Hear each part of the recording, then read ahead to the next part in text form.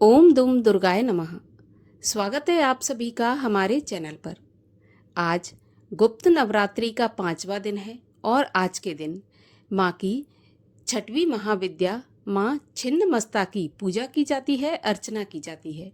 आज के इस वीडियो में हम आपको सुनाएंगे छठवीं महाविद्या छिन्नमस्तिका की कथा और साथ ही दुर्गा सप्तशती के 9वें और 10वें अध्याय की कथा।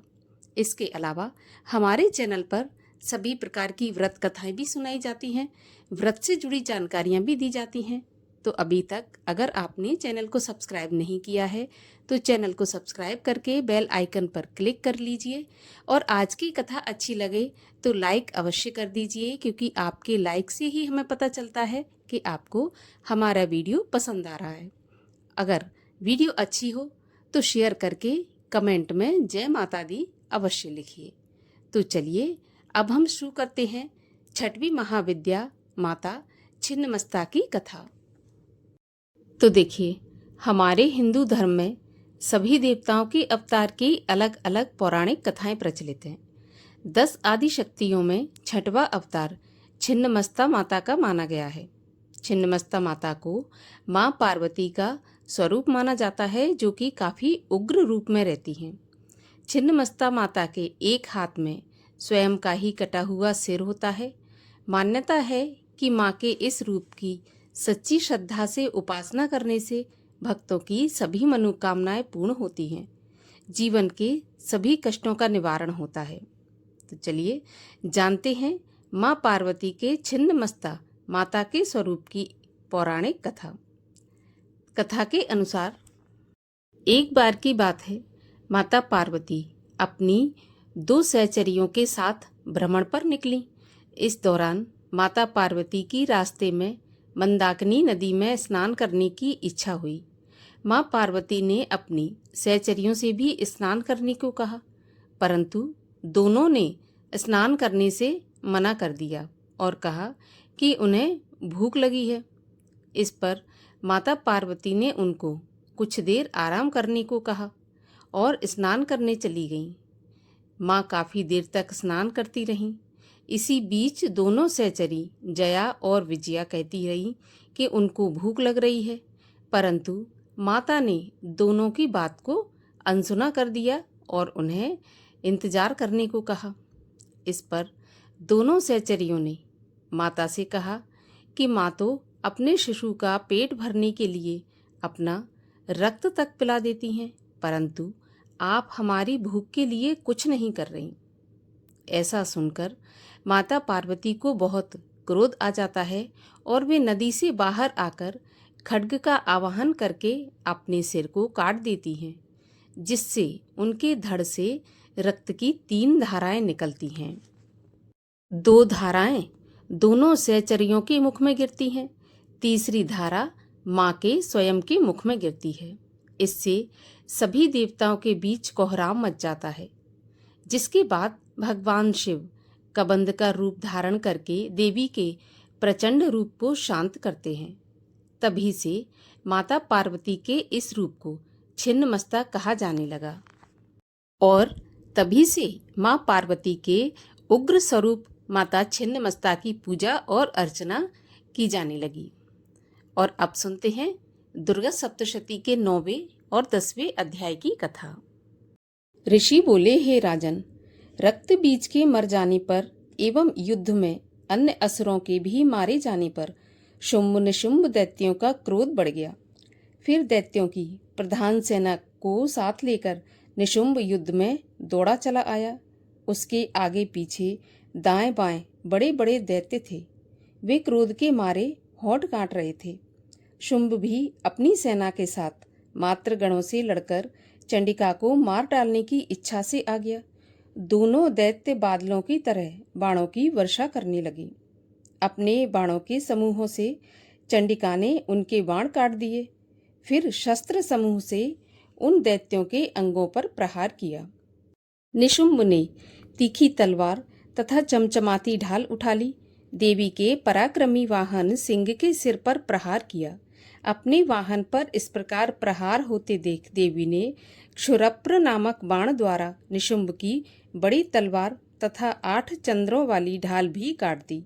तलवार और ढाल के कट जाने पर उस दैत्य ने शक्ति चलाई।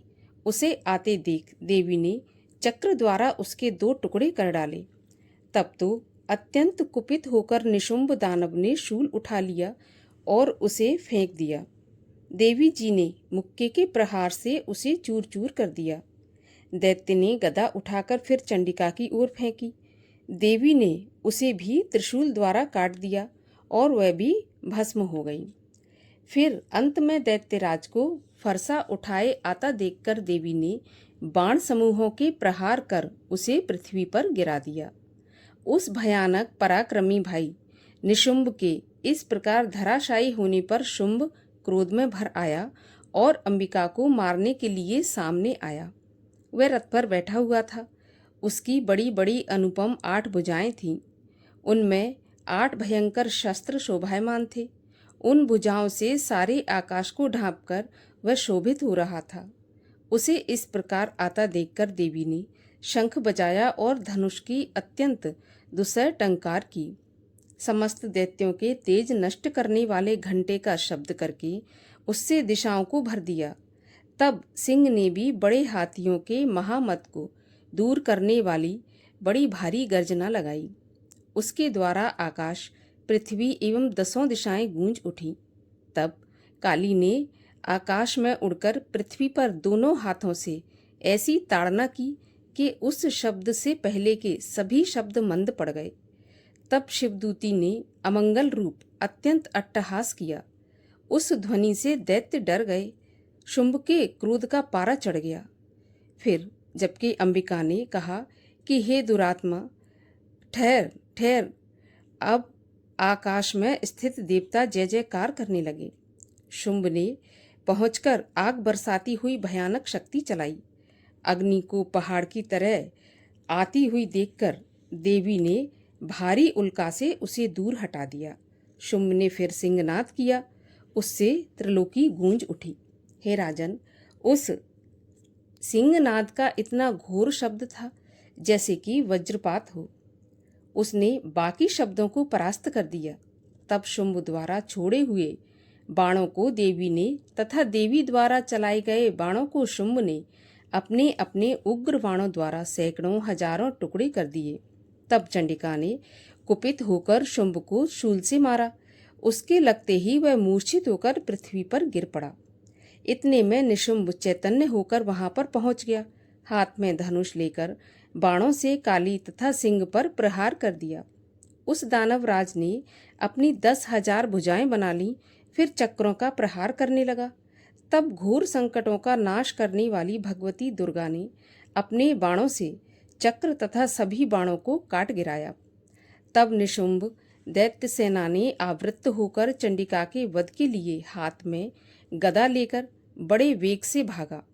वेग से आते हुए उसकी गदा को तीखी तलवार के द्वारा चंडिका ने काटकर गिरा दिया। फिर दैत्य ने शूल उठा लिया। शूल हाथ में लिए उस देव पीड़क निशुंभ को आता देखकर चंडिका ने अपना शूल वेग से चलाकर उसकी छाती बींध डाली। उसकी छाती फटते ही उसकी छाती से एक और महाबली पुरुष निकला। वह खड़ी रह इस प्रकार कहने लगा। उस निकलते हुए पुरुष की यह बात सुनते ही देवी आवाज करके हंसी और तलवार से उसका सिर काट दिया। वह पृथ्वी पर गिर पड़ा। तब भयानक दाढ़ों वाला सिंह दाढ़ों से असुरों के सिर खुरच खुरच कर खाने लगा। वैसे ही काल ने तथा शिवदूती ने बहुत से दैत्यों का भक्षण कर डाला। कुछ एक घोर संग्राम से भाग गए एवं कितने दैत्यों को काली तथा शिवदूती ने खा डाला और कई सिंह के ग्रास बन गए। 10वां अध्याय। ऋषि बोले, अपने प्राण प्रिय भाई निशुंभ की मृत्यु को देखकर, इस प्रकार सेना को भी मरता देखकर कुपित होकर शुंभ कहने लगा, अरे दुष्ट दुर्गी, तू बल के घमंड से गर्व मत कर। अरे अहंकारिणी, तू तो अन्य स्त्रियों के बल के सहारे लड़ रही है। तब देवी बोली, अरे दुष्ट, मैं अकेली हूँ। संसार भर में मेरे समान दूसरी कौन है? ये तो मेरी विभूतियाँ हैं, मुझ में ही प्रवेश कर रही हैं। इतना कहते ही ब्रह्माणी आदि सभी शक्तियाँ उस देवी के शरीर में समा गई। अकेली अंबिका देवी रह गई। देवी बोली, मैं अपनी ऐश्वर्य शक्ति संपन्न अनेक विभूतियों के रूपों में यहाँ पहले विद्यमान थी। अब मैंने सभी रूप समेट लिए। अब तो अकेली युद्ध में खड़ी हूँ, तू भी स्थिर हो जा। ऋषि बोले। तब सभी देवता तथा दैत्यों के देखते ही देखते देवी और शुंभ इन दोनों में युद्ध छिड़ गया। तीखे बाणों की वर्षा तथा भयंकर अस्त्र शस्त्र से उन दोनों का युद्ध भी सभी लोगों के लिए भयंकर प्रतीत होने लगा।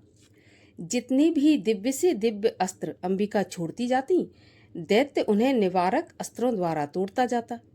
इसी प्रकार परमेश्वरी अंबिका भी खेल खेल में हुंकार आदि शब्दों द्वारा दैत्य के द्वारा छोड़े गए दिव्य शस्त्रों को तोड़ती गईं। तदनंतर असुर ने सैकड़ों बाणों से देवी को आच्छादित कर दिया। तब देवी ने भी कुपित होकर बाणों द्वारा उसका धनुष काट डाला। धनुष के टूट जाने पर दैत्य ने हाथ में शक्ति उठा ली। अभी शक्ति उसके हाथ में ही थी कि देवी ने चक्र द्वारा वह शक्ति काट डाली। तब दैत्यराज तलवार तथा 100 चंद्रमा वाली चमचमाती ढाल लेकर देवी पर झपटा। उसकी तलवार तथा सूर्य जैसी चमकती ढाल को देवी ने अपने धनुष से छोड़े हुए तीखे बाणों से तुरंत काट दिया। रथ के घोड़े तथा सारथी को भी मार दिया। धनुष तो पहले ही कट चुका था। तब तो भयानक मुदगर लेकर अंबिका को मारने के लिए दैत्य उद्यत हो गया। देवी ने उसके मुदगर को भी तीखे तीरों से काट दिया। फिर भी वह दैत्य मुक्का तानकर बड़े वेग से दौड़ा। जाते ही उस दैत्य ने देवी के हृदय में मुक्का मार दिया। देवी ने उसकी छाती पर एक चपेट जमा दी। देवी की उस चपेट के लगते ही वह दैत्य पृथ्वी पर गिर पड़ा। गिरकर भी सहसा उसी प्रकार उठ खड़ा हुआ। तब उछलकर देवी को उठाकर आकाश में स्थित हो गया। वहां भी निराधार होकर वह चंडिका देवी के साथ युद्ध करने लगा। आकाश में उस समय दैत्य तथा चंडिका का आपस में घोर युद्ध हो रहा था। वह युद्ध मुनियों के लिए विस्मय कारक था। अब अंबिका ने उसके साथ देर तक युद्ध करते करते दैत्य को उठा लिया और उसे पृथ्वी पर पटक दिया। देवी द्वारा पटका हुआ वह पृथ्वी पर आकर के खड़ा हो गया। मुक्का तान वह दुष्ट देवी को मारने की इच्छा से बड़े वेग से दौड़ा। तब उस दैत्य को आता हुआ देखकर देवी ने उसकी छाती में त्रिशूल भोंक दिया और पृथ्वी पर गिरा दिया। देवी के शूल से क्षत विक्षत होकर पृथ्वी पर पड़ते ही उसके प्राण निकल गए। उसका गिरना भी समुद्र, द्वीप एवं पर्वतों के साथ सारी पृथ्वी को हिला देने वाला था। उस दुरात्मा के मरते ही सारा जगत स्वस्थ एवं प्रसन्न हो गया। आकाश भी बहुत साफ दिखाई देने लगा। पहले जो उपद्रवी मेघ उठ रहे थे तथा उल्कापात हो रहे थे, वे सभी शांत हो गए। दैत्यों के मारे जाने पर नदियां भी अपने अपने मार्ग पर चलने लगीं। उसकी मृत्यु होते ही सभी देवताओं के मन प्रसन्न हो गए।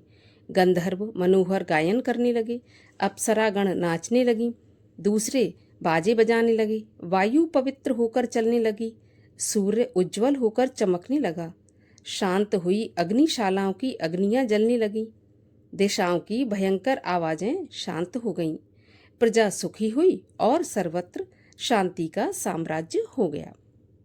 इस प्रकार 10वें अध्याय की कथा का यहाँ पर समापन होता है।